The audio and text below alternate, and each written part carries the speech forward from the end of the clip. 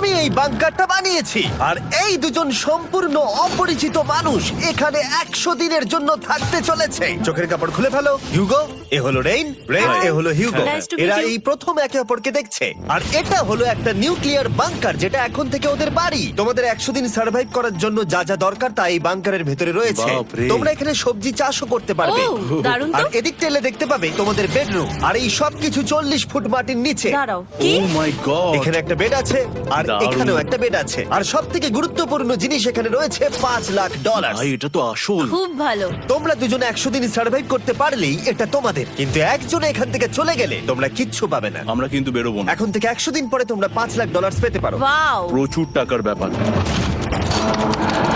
ঠিক আছে, দেখা যাক ওরা 100 দিন সার্ভাইভ করতে পারে কিনা।